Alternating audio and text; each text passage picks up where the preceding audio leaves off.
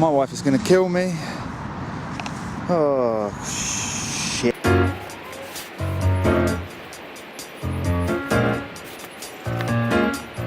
That felt good. The technique is just really different to using a kettlebell, so I'm getting used to that still. That weighs 32 kilos. I'm going to try putting in my 10 kilo weighted vest and see if I can do a decent get up with 42 kilos in there. See how it goes.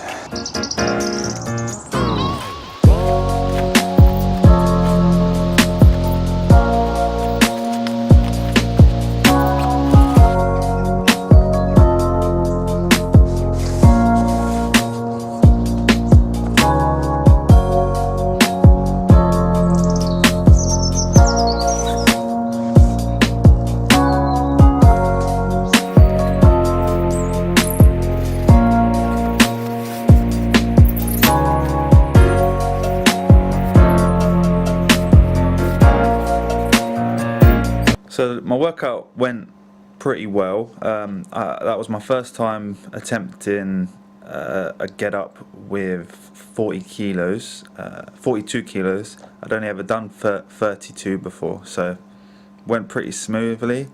I reckon I can get quite a few reps of that, so I'm going to push that hard in the next few workouts. I also did the usual minimum of 100 one-arm swings. My shoulder was giving me a little bit of grief again, so I didn't push it too hard, but 5 sets of 10 each side, 100 total swings. Feeling strong, my grip is feeling good, so looking forward to moving up hopefully next week, getting a heavy kettlebell for those. So I finished off with some farmer's walks. I also did some shrugs and some calf raises, which are, as you can see, the most exciting thing in the world to watch in video. On to heel flips. I turned up at the skate park and broke my phone on like the first attempt.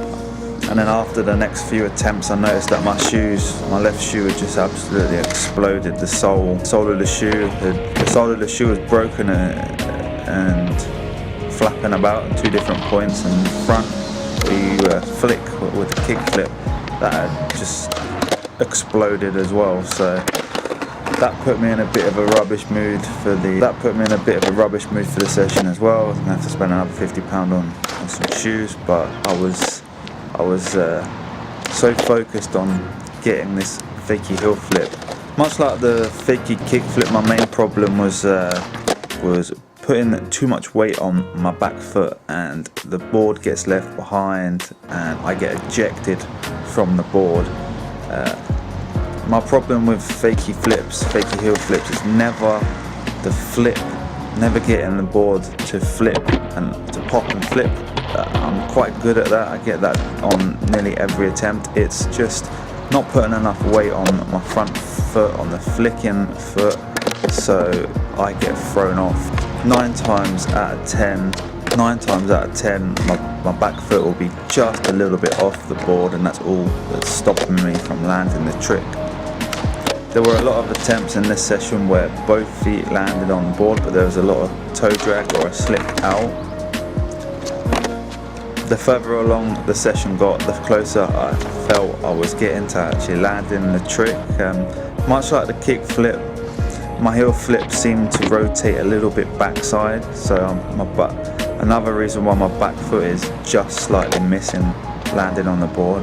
But I tried to consciously really focus on putting my weight on my front foot and focusing on landing that back foot on the board, and eventually I pulled it off. Yes! Yes! Yes!